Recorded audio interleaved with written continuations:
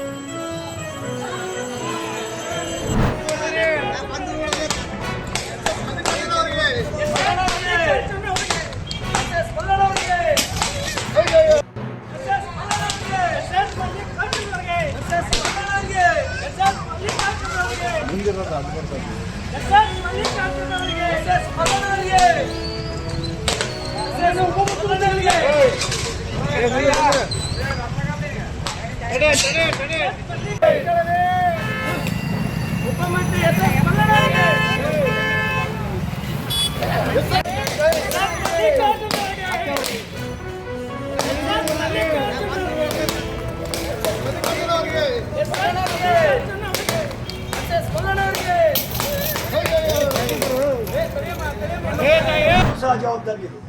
9ನೇ ತಾರೀಕು ನೀವು DC ಅವರು ಇಬ್ಬರು ಸೇರಿ ವಿದ್ಯಾರ್ಥಿಗಳಿಗೆ ಚರ್ಚೆ ಮಾಡಲಿಕ್ಕೆ ಅವಕಾಶವನ್ನು ಕೊಡಬೇಕು. ಚರ್ಚೆ ಮಾಡಲಿಕ್ಕೆ ಅವಕಾಶ ಕೊಡಬೇಕು ಅಂದ್ರೆ ನೇತೃತ್ವವನ್ನು BD ಹಿರೇಮಠ ಅವ್ರು ಒಬ್ಬರೇ ಬರಬೇಕು. ಒಪ್ಪೋದಿಲ್ಲ. ಏನಂದ್ರೆ ಇದು ಈ ರಾಜ್ಯದ ಯುವ ಜನತೆಯ ಪ್ರಶ್ನೆ. ಅದಕ್ಕೆ 31 ಜಿಲ್ಲೆಗಳಿದಾವೆ. 31 ಜಿಲ್ಲೆಯ ಅಧ್ಯಕ್ಷರು ಸಹ ಅಲ್ಲಿ ನಿಯೋಗದಲ್ಲಿ ಆ ರೀತಿ ಆದರೆ ಸರಿ, ಇಲ್ಲದೆ ಹೋದರೆ 9ನೇ ತಾರೀಕುವರೆಗೆ 8ನೇ ತಾರೀಕು ಸಂಜೆವರೆಗೆ ವೇಟ್ ಮಾಡ್ತೀವಿ. ಏನು ಎದಕ್ಕೆ? ಅಲ್ಲಿಂದ ನಿಯೋಗಕ್ಕೆ ತಾವು ಮುತುವರ್ಜಿ ವಹಿಸಿ ಜಿಲ್ಲಾಧಿಕಾರಿಗಳು, ಗೌರವಾನ್ವಿತ ಕಮಿಷನರ್ಗಳು ಪಡಿಸಿ ಅವಕಾಶವನ್ನು ತೋರಿಸಿ ಮುಕ್ತವಾಗಿ ಚರ್ಚೆ ಮಾಡಿ ನಮಗೆ ಅವಕಾಶ ಇದೆ. ಆಕಸ್ಮಿಕ ಅದಾಗದೇ ಇದ್ದರೆ 9ನೇ ತಾರೀಕು ನಾವು ನೀವು ರಿಜೆಕ್ಟ್ ಮಾಡಿದರೂ ಸಹ ಸತ್ಯ ಪ್ರತಿಪಾದನೆಗಾಗಿ, ಸತ್ಯನ ಹೇಳ್ತಾವೆ, ಸತ್ಯ ಪ್ರತಿಪಾದನೆಗಾಗಿ ಸತ್ಯಾಗ್ರಹವನ್ನು 9ನೇ ತಾರೀಕು ಬೆಳಗ್ಗೆಯಿಂದ ಪ್ರಾರಂಭ ಆಗ್ತದೆ ಅಂತ ಹೇಳಿ ನನ್ನ ಮಾತಿಗೆ ವಿರಾಮ. ಸಾಕಷ್ಟು ನಮ್ಮ ಬಾಗಲಕೋಟೆ ಜಿಲ್ಲೆಗೆ ಅಭಿವೃದ್ಧಿ ಕೆಲಸಗಳನ್ನು ನಮ್ಮ ಆರ್ ವಿ ತಿಮ್ಮಾಪುರ ಸಾಹೇಬರು ಸಾಕಷ್ಟು ಅಭಿವೃದ್ಧಿ ಕೆಲಸವನ್ನು ಮಾಡಿದ್ದಾರೆ.